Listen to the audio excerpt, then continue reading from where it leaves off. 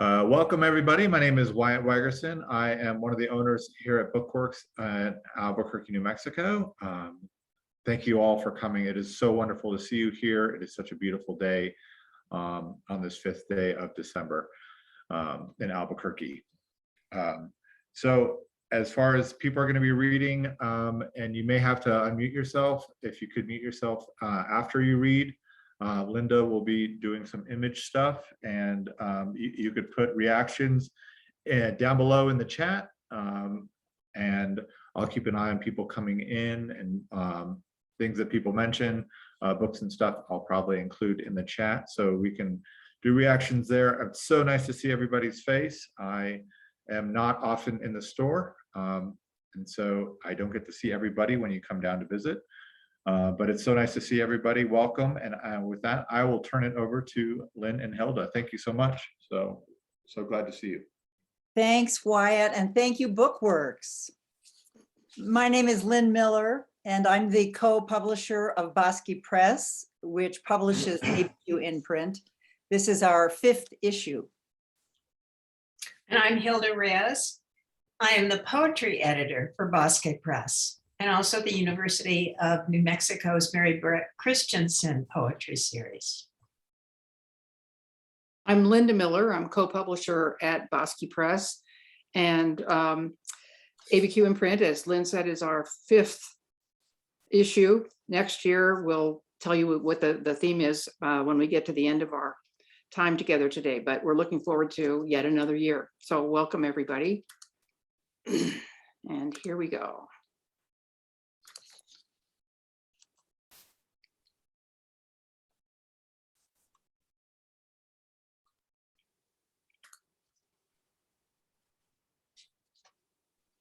Lions and tigers and bears, oh my, and otherworldly creatures and magic, human and or droid romance, and a dash of cyber consciousness.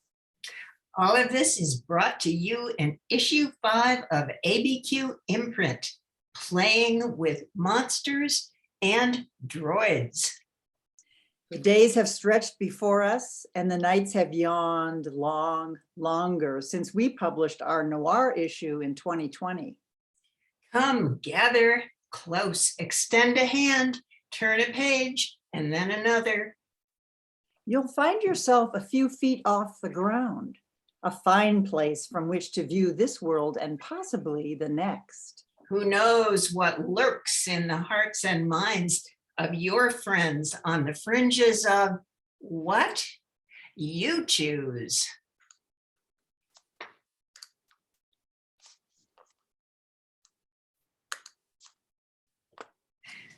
Scott Wigerman is a poet whose 3rd book won a New Mexico, Arizona Book Award. Scott? Oh, okay.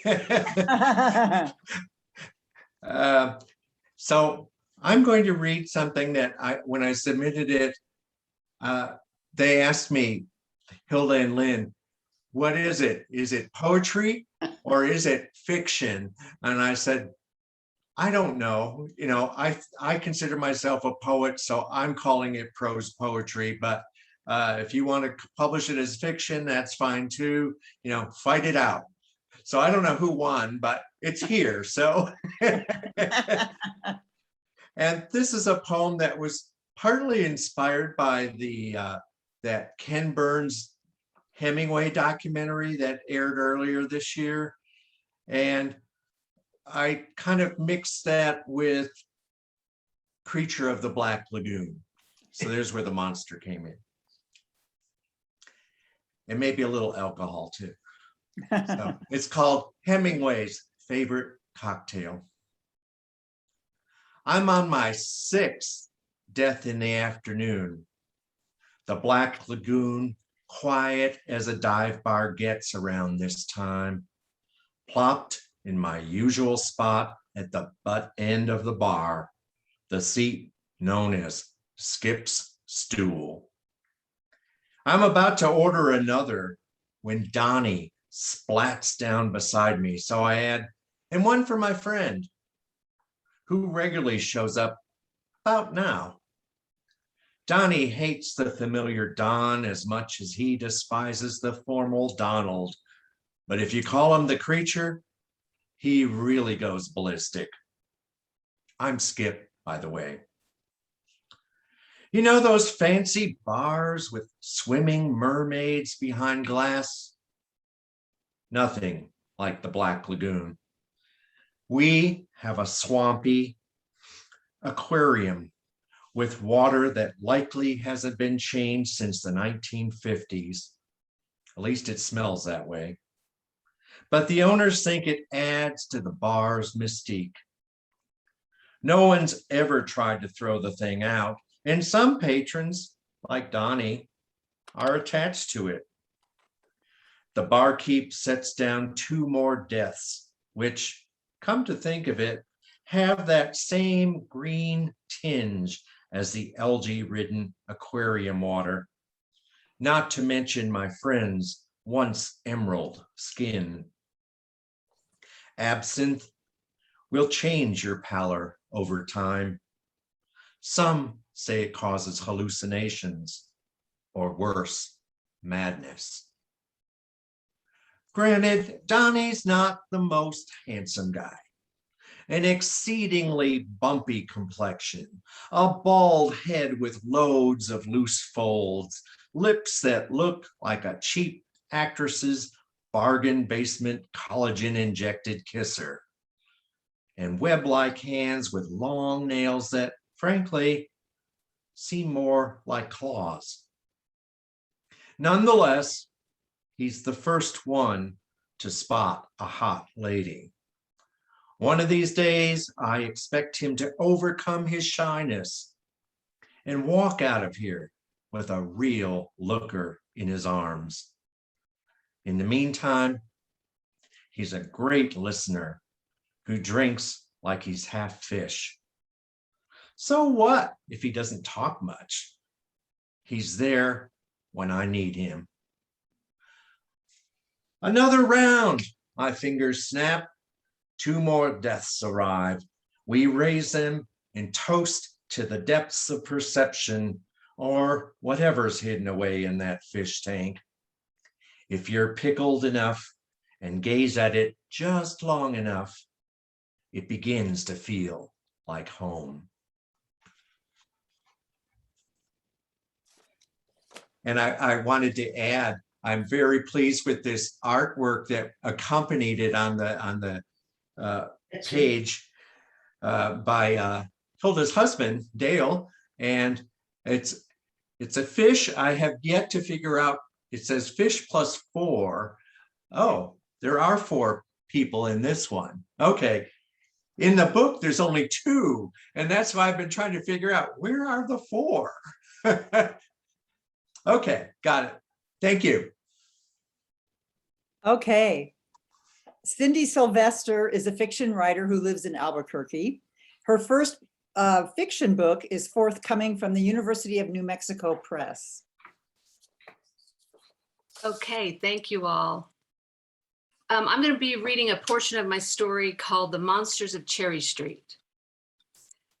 Gloria Dunn parted the heavy drapes just enough to peek at the 2 children standing at her front gate, like little statues in their homemade Halloween costumes in Dollar General masks.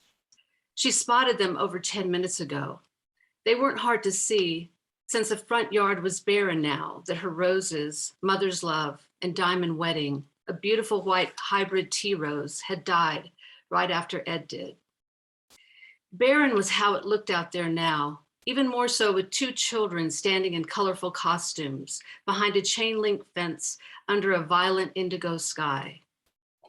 She pulled the drapes back and knocked on the window. "Go away, you little monsters. I'll call the police."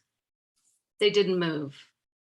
They were probably some of the Averys, the family at the apex of the cul-de-sac and 4 houses down. The Averys' cars lined the curbs with at least 1 car up on cinder blocks as their father removed and inserted parts.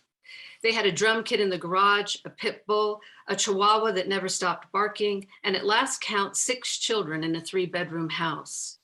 Although the children were never in the house, They played basketball or ran remote control cars, miniature motorcycles, or motorcycles up and down the street. That was until the backyard grill began to belch smoke signals for them all to come home. Gloria Dunn knocked on the glass again. I mean it.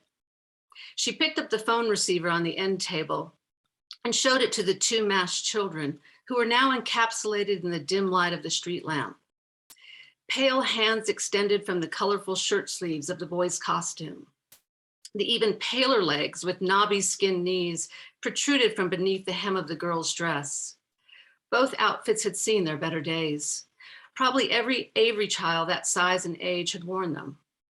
What were they supposed to be anyway? Some kind of superheroes, she thought?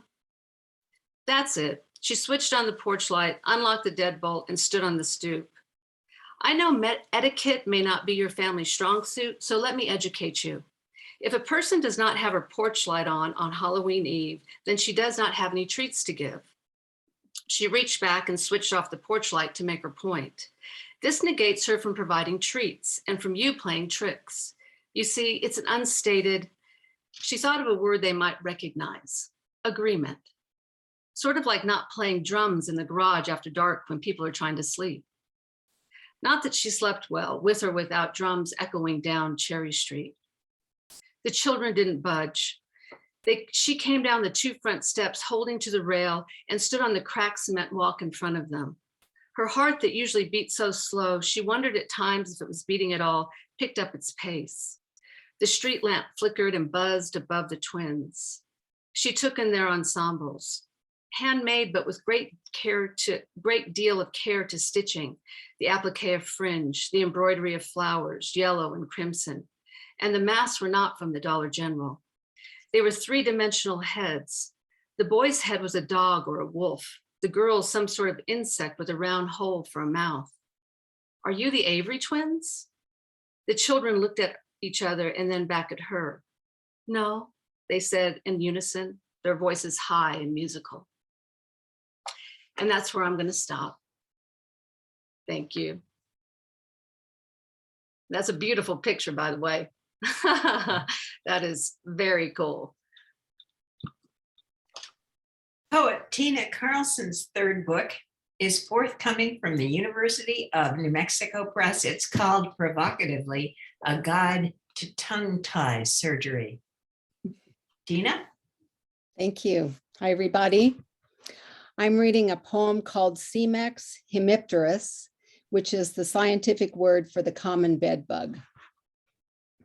Cimex hemipterus. Out of the mattress seam they sneak, small as apple seed, starved. The sleek syringe of their mouths pricks skin asleep, exhaled gases, heat, sweat, feast into vessels and pulse. Each stomach a blood envelope. My first girlfriend loved to sink her teeth in me, pressed to leave a mark, a toothy bruise. Smelling of mint, she kissed other girls near the bulk bins and soap. Took my own broken glass to her throat, sealed a vow. The bugs keep us from clotting. After a long, warm drink, they descend in the dark, as we did on our knees, searching for shards tinged with red in the dust. Thank you.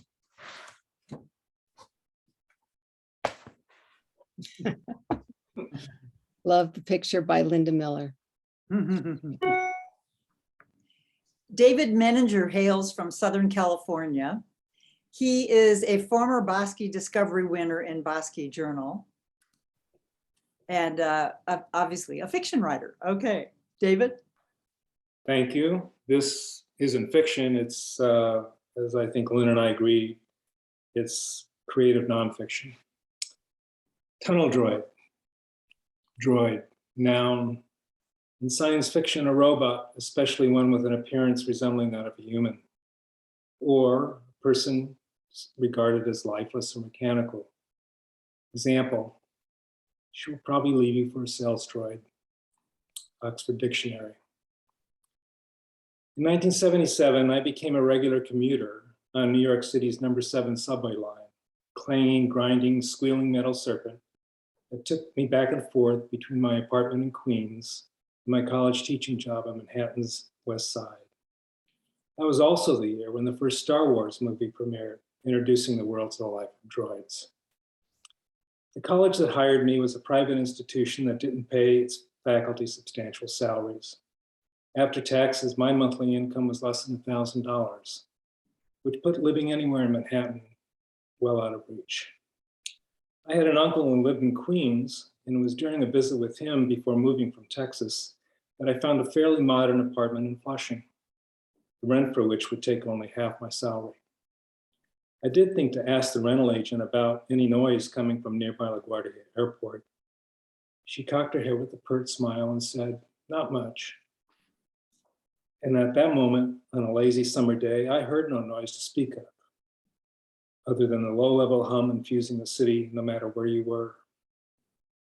On the day my wife and I moved in, however, the wind direction had changed, and we soon heard a distant rumble, gradually swelling to the monstrous roar of a Boeing 727 on approach to LaGuardia. Our building was just off to the side of the main flight path, so that we could look out our windows into the windows of the jets, scraping the streets of Flushing with their air-blasted din as they tore through the sky. But this was only a prelude to my biggest challenge, the daily subway commute to Manhattan. In theory, this wasn't my only option. I could have driven the Long Island Expressway in the car we brought from Texas and would keep for only a few months, or taken an express bus into Midtown, or even the Long Island Railroad into Penn Station. But when stacked up against the tunnel tolls, garage fees, bus surcharges, and railroad fares, the subway was the only choice fitting my financial constraints. As I came to know more about New York, I marveled at the daily car fare many would pay to avoid taking public transportation, cost often subsidized by their high-end corporate employers as part of the perceived necessities of city life. The subtext was unmistakable. Living decently in New York did not entail traversing the city in the grating confines of its subway cars. That was left to the denizens of the boroughs and beyond, the tunnel people, the subterranean ranks I resigned myself to join. Thank you. And I think the artwork is, for this issue, is really outstanding, really outstanding. Yes. Our next contributor is David Meischen, who lives in Albuquerque. David is a pushcart honoree and a frequent contributor to Bosque inPrint, and like David Meninger, works in multiple genres.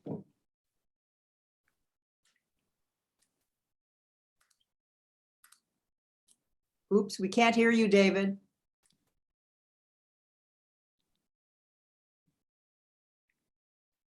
I thought I clicked it. Now I have. I believe you can.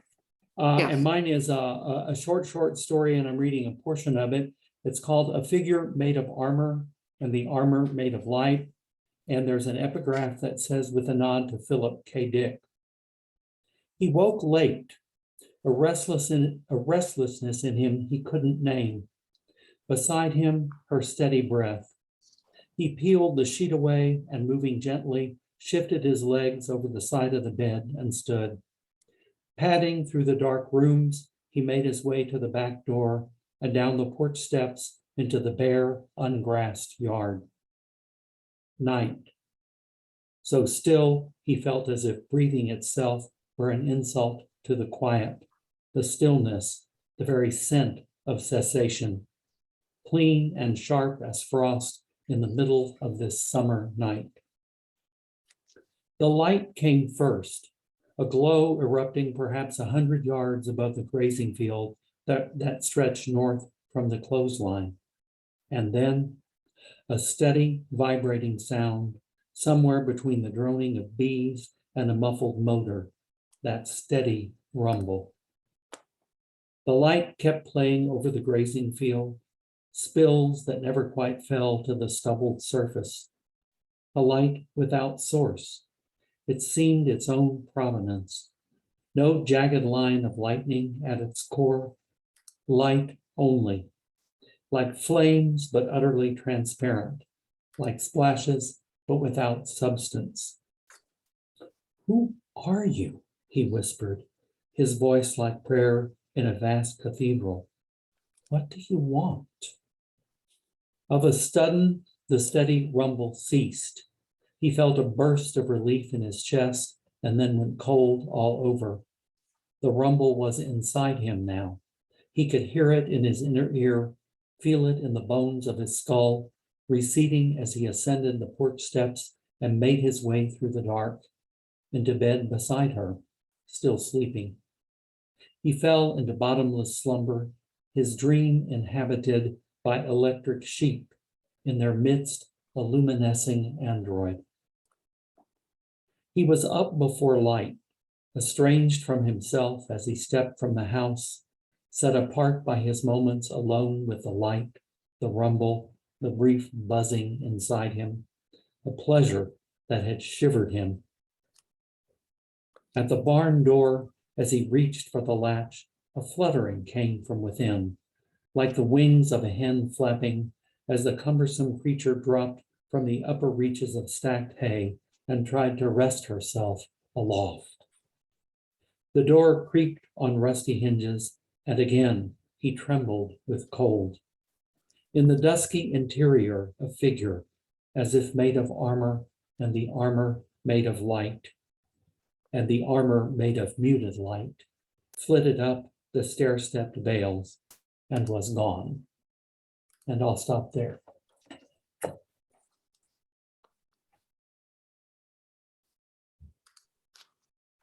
Terrific. Poet Barbara Rockman's awards include the New Mexico Arizona Book Award and the National Press Women Book Prize. Barbara? The poem that I'm going to read that's in the book was created during these last 2 years when COVID has kind of stagnated some of us as writers. And I was one of those people who could barely write for periods of time. So that's what this poem is about. It's called In Which the Poet Addresses Lack. Dear hostage, dear interruption, dear unspent ink, dear kitchen of half-baked, unrisen, and refusal to set. Dear poems that once upon a current tumbled cold and clear. Dear shy tremble, dear bitter, best I can do, yearning and plea, once I was and am no longer. Lost dream, last chance, hoard and rot, snippet, fragment, phrase that came to naught, knots that will not unravel. Once, grease and salve. I am fumble, distractible, and doubt. Buffet of too many dishes, what my mother knew by heart, what my daughter improvised. My plate grows cold, waiting to be prayed over. Chef nor poet, I puzzle what might nourish, spin imagination, and heal. Blurry, inundated reader, weary, COVID-rankled muse. What world needs more words?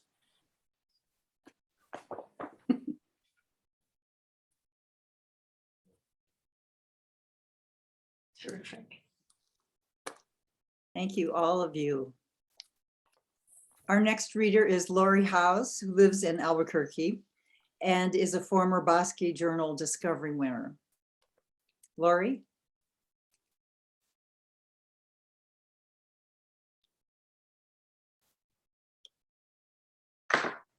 You can hear me?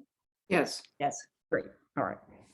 So this is not fiction. This is actually just real. And I kind of snuck it into this imprint because, as Lynn said, some institutions can be monsters. So this is to the beneficiary relationship team at TIAA CREF at 730 3rd Avenue, New York. It's a letter. Dear beneficiary team, I have received a letter from your office addressed to me, Laurel A. House, deceased.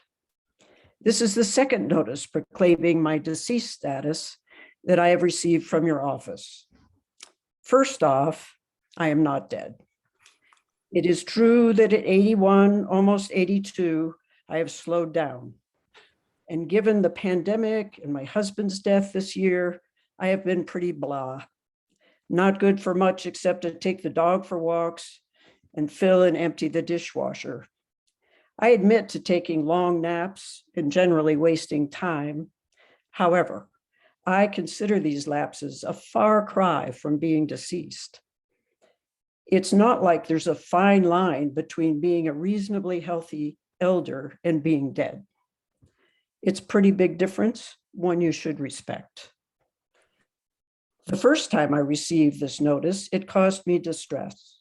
When my husband died, I had gone through the somewhat complicated process of reorganizing our annuities at your company so that I would have income to live on.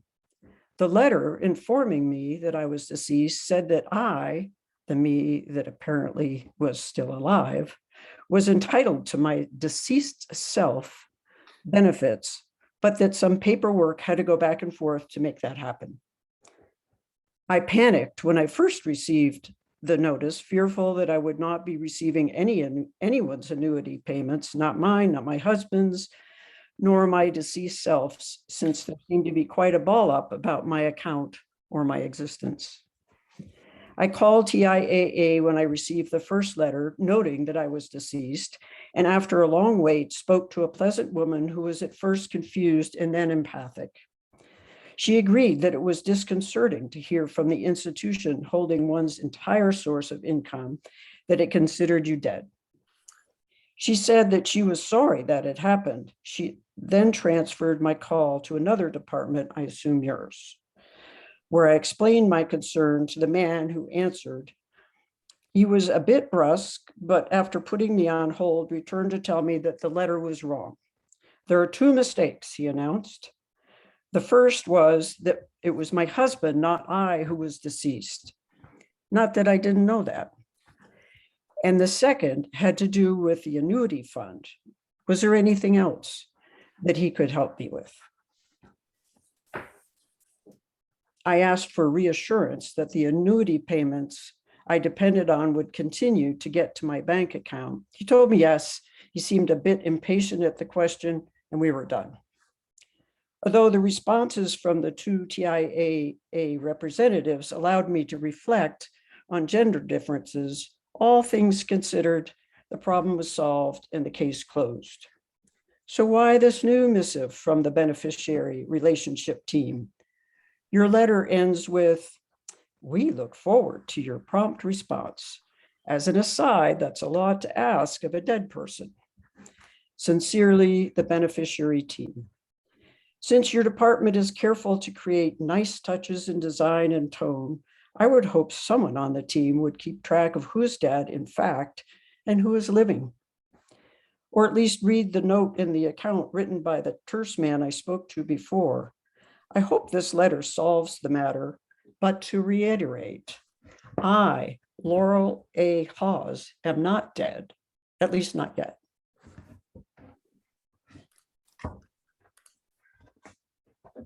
Oh, that's great.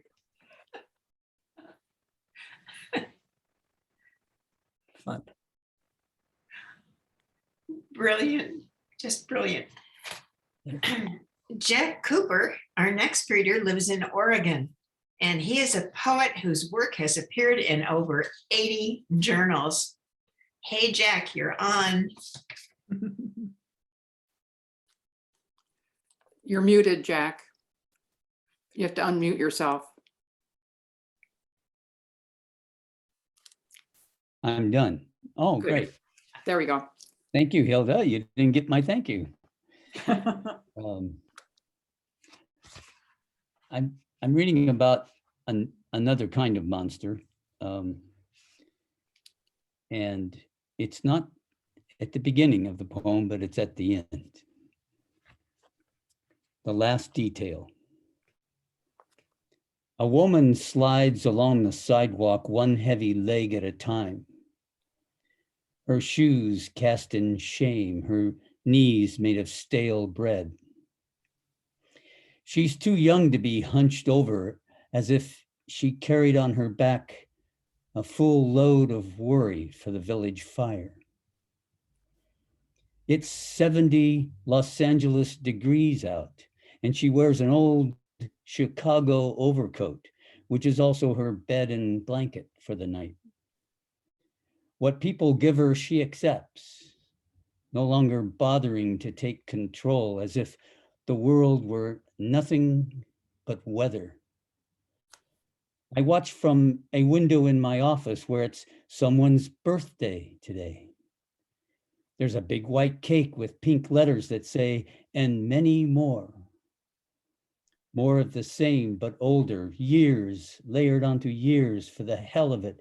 The white getting whiter, the rich getting more of everything. There's a billionaire in Australia who's building a second Titanic down to the last detail. I want to spend the money I got before I die, he said on TV, as if asking time for permission to end the world with him. Thank you. I also noticed that this drawing, this looks like a pencil sketch, looks a little bit like a boat. I was very impressed. I didn't notice it right away. That's a great editorial touch. Thank you. Thanks, Jack. All of you are so on today in your readings. It's wonderful. Our next reader is Carol Marge, who lives in Albuquerque. Carol has published a number of works of speculative fiction, including a trilogy of 3 novels.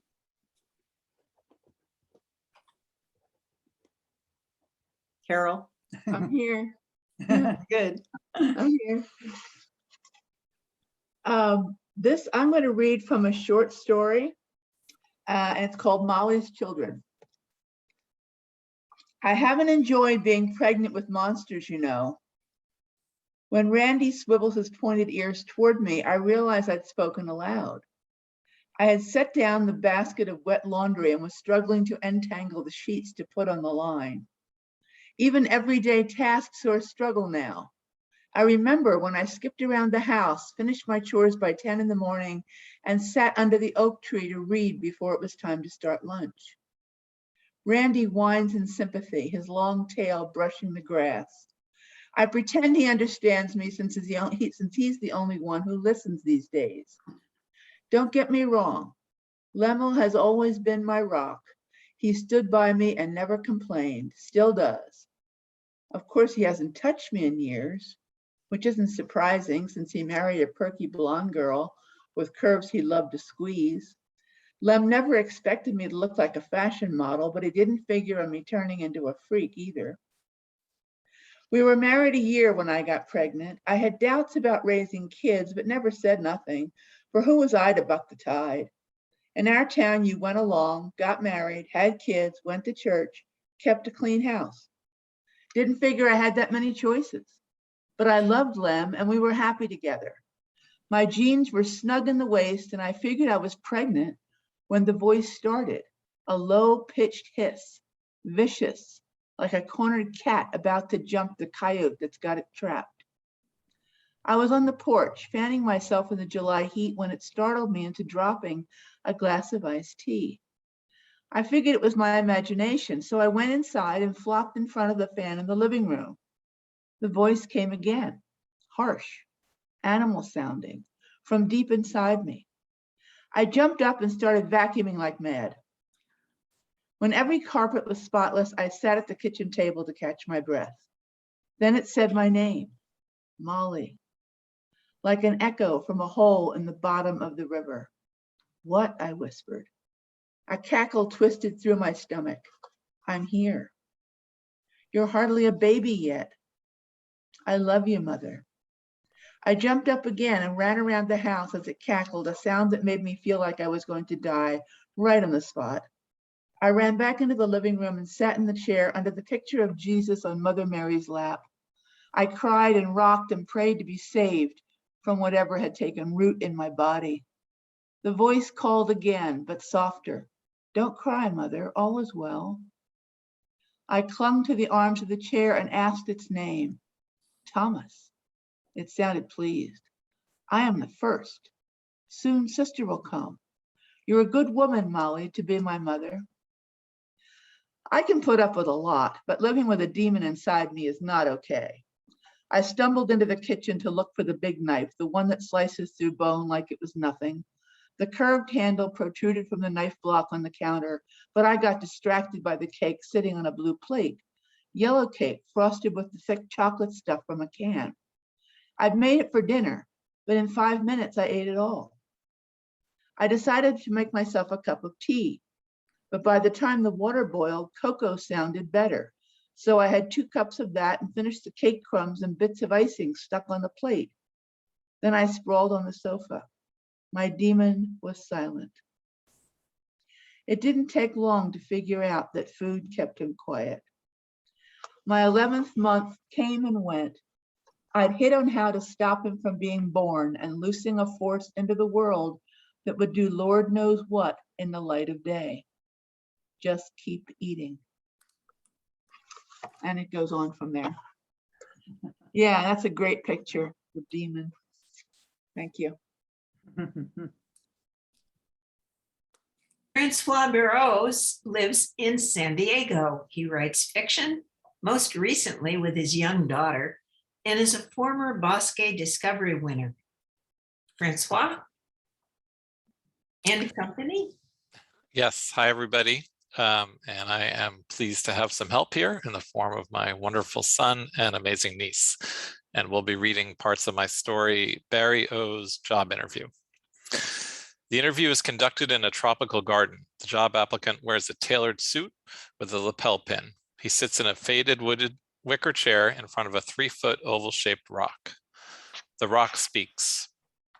Welcome. I am the job interview droid. My shape and water element have been designed to provide you with a relaxing experience. Congratulations on earning this interview. My transmission from the resume bot indicates that you scored highly in the domains of writing, policy, and leadership. I have some experience in those areas. That is excellent. I am programmed to ask you questions with no judgment of any kind on your age, gender, race, ethnicity, or any of the other 15 protected classes. I am not programmed with knowledge of current events or history. My design is to eliminate bias, conscious and unconscious. That sounds fine. I am not programmed to pronounce your name correctly. Can I please call you Barry? Sure. Please call me Esperanza. That means hope in Spanish. I believe in hope. That is excellent. Are you ready to begin, Barry? Yes, Esperanza. Can you please tell me about your work experience? No name dropping, please. I'm programmed with adaptive intelligence and do not want to become biased. I started as a community organizer, helping folks register to vote, access social services, that sort of thing. That is excellent. Can you please go on, Barry?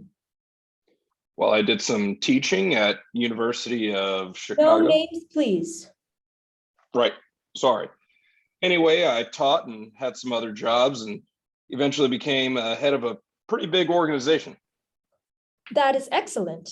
We are a complex organization. Your position would be mid-level, so we would not expect you to grasp everything. Can you please tell me if you have any experience with budgets or supervising staff? Our budget was hard to balance. In fairness, it was quite large. We had a lot of secretaries. We do not use the term secretaries here, Barry. My programming says it can be pejorative, especially to those of the female gender. Understood, Esperanza. I'm a bit unclear about what this company does. Can you fill me in? We write policy for the post-ism world. Postism? We work in the world post-racism, post-sexism, and more. Can you please tell me if you understand the concept? Are you kidding? I mean, yes, I understand, but have you had your head in the sand the last 4 years? I am not programmed to have knowledge of current or past events. I am not programmed to understand having my head in the sand. Pink pussy hats mean nothing to you? My programming tells me that pussy is an offensive term. Can you please refrain from using that term, Barry? Whatever, Esperanza. I am programmed to simulate anxiety when you raise your voice. Try this for anxiety. Black Lives Matter. Please refrain from shouting or I will have to terminate this interview. My programming tells me that all lives matter. Give me a break. The candidate is not recommended for advancement to the next level interview. Terrific. Great.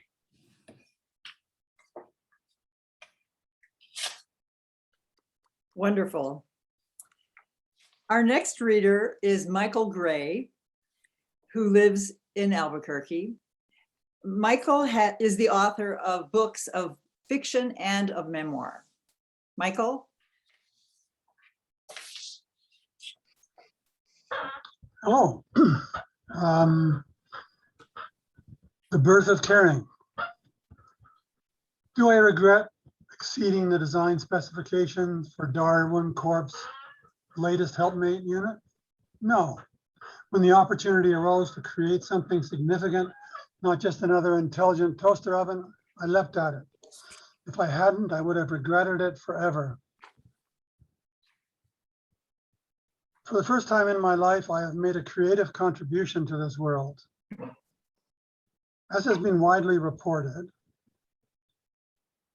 Geraldine broke into an ice facility to rescue the man who had purchased her.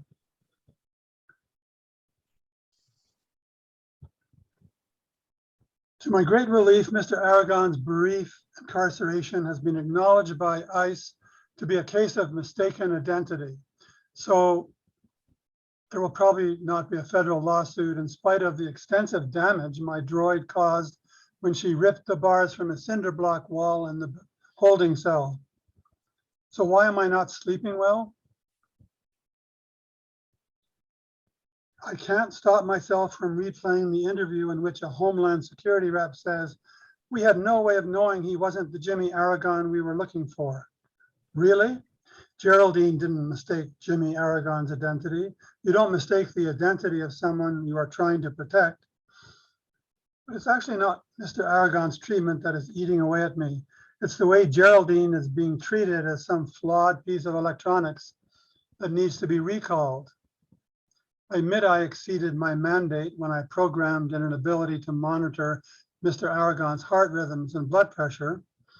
Geraldine would simply make a 911 call in a voice program to duplicate the phrases and intonations of a typical emergency responder. I feel great pride in what we have accomplished together. Let me put that more strongly. I am deeply moved by Geraldine's actions. I regret the collateral damage to Darwin Corp. I built into Geraldine a capacity to learn from situations. Actually, more than that, I gave her the ability to revise her motivations based on her experience. When Jimmy Aragon was taken away in handcuffs, Geraldine rolled in after the ICE vehicle at her maximum speed of 12 miles an hour. She didn't have to keep them in sight because her GPS system was able to track Jimmy's progress along the city streets. And when she caught up about 20 minutes later, she opened the lobby door, while officers must have stared in amazement, rolled straight to the cell where her innocent Jimmy Aragon was sitting on a cot. Well, back in the lab, I asked her, "How are you doing, Geraldine?" She answered with a question of her own.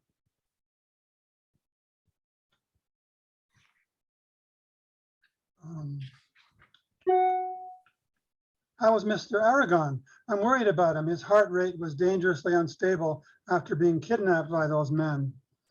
I was stunned. I had no way of knowing that her vocabulary had leapt forward in those months to a degree that it takes a human child years to achieve.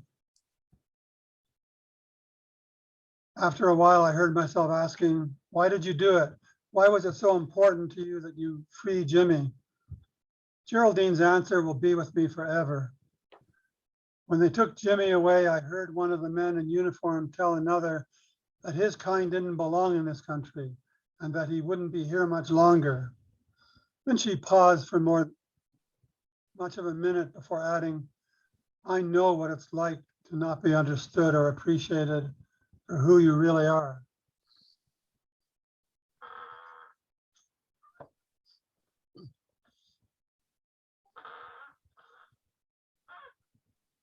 Thanks, Michael.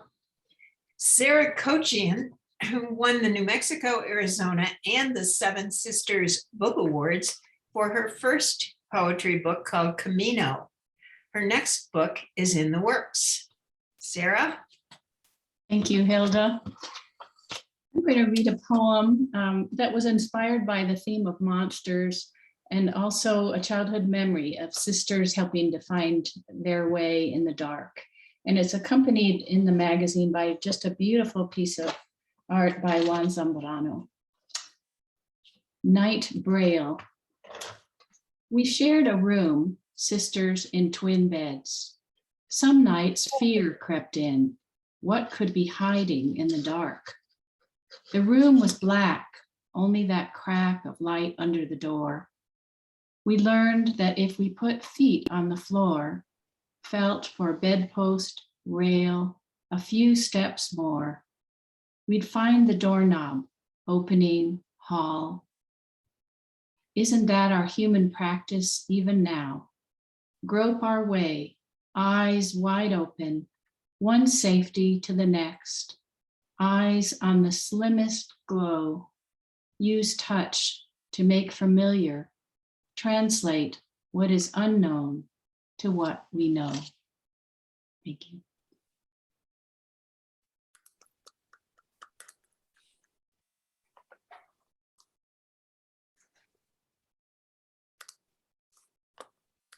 Thank you, Sarah. Our next reader is Kim Feldman, who lives in Albuquerque. She's polishing a book about her transformative journeys to the Grand Canyon. And even transformative might be an understatement of what she's writing about in this memoir. Kim? Thank you, Lynn.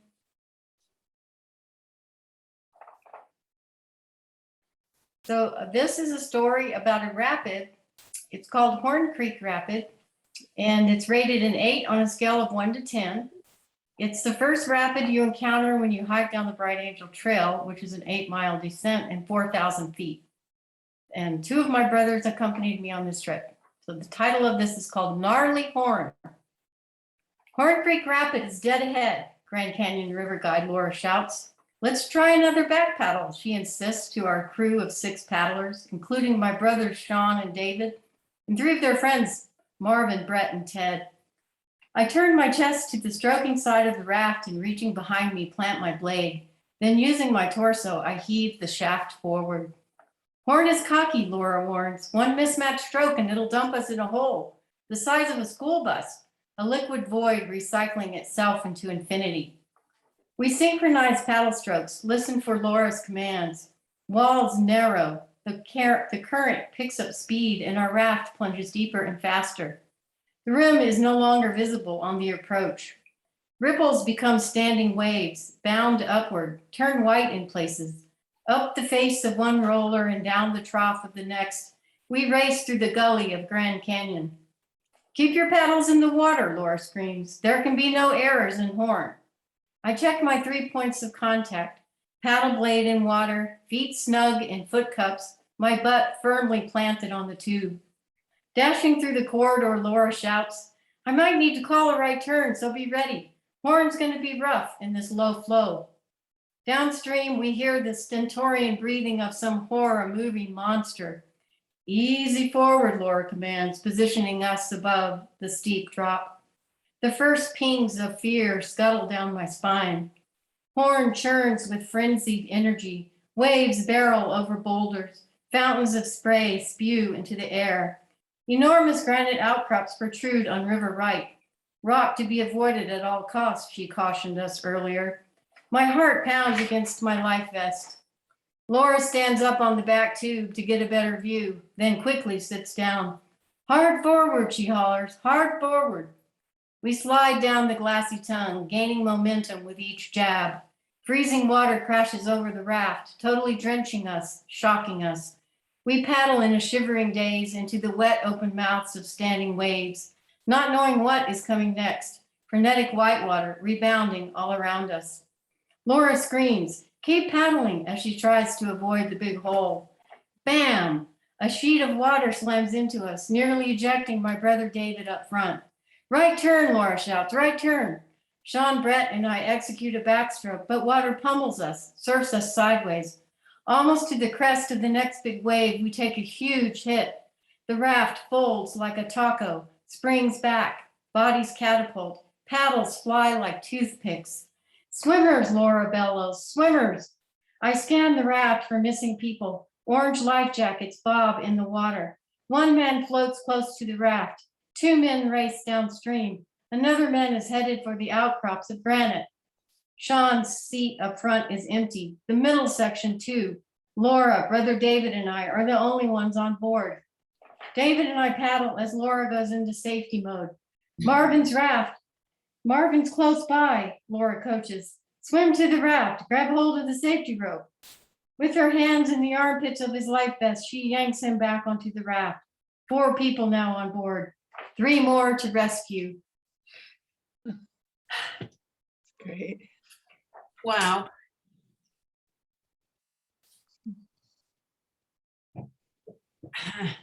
I can get my breath.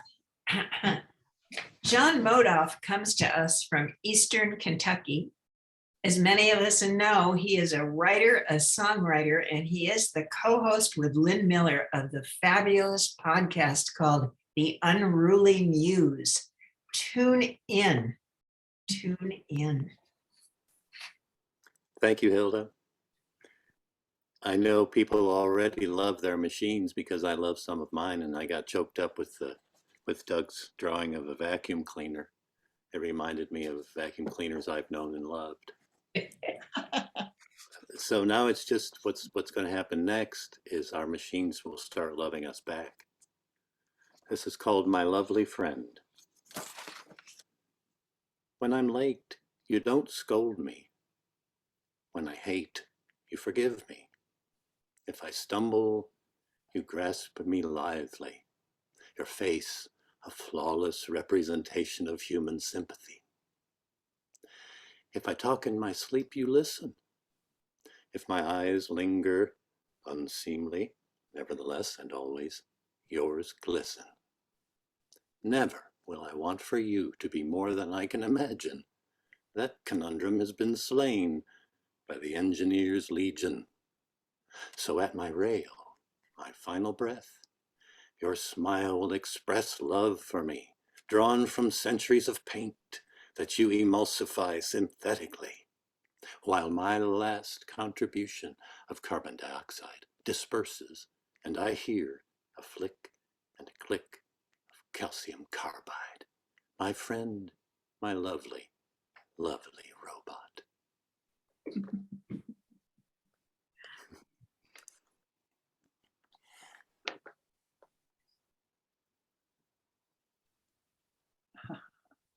Thanks to John. Thanks to you all for being with us. And thanks to Wyatt and to Bookworks for hosting us. Yes, thank you all. I'm always amazed every year when we put out a theme for ABQ inPrint, how people creatively address that theme. And so I want to congratulate you all for the way you did that. You can pick up a copy of issues 3, 4, and this one, number 5, in Bookworks, or you can order ABQ inPrint directly from Bookworks online or on the phone, I believe. I would like to urge you to please support your local independent bookstores this holiday season. Thank you. Our theme for the next issue, issue 6, is playing with shadows and reflections. Look for it in 2022. And in the meantime, happy holidays and thank you for joining us. Thanks, everyone. Thank you, everyone. Thanks, everyone. Stay safe. This was wonderful. Thank you, Wyatt. Thanks, Bookworks. Yeah, thanks, Bookworks. And hi, Butch. Nice to see you. Yeah. Bye-bye. Bye. Bye. Thank you, everyone. See you all again. Thank you.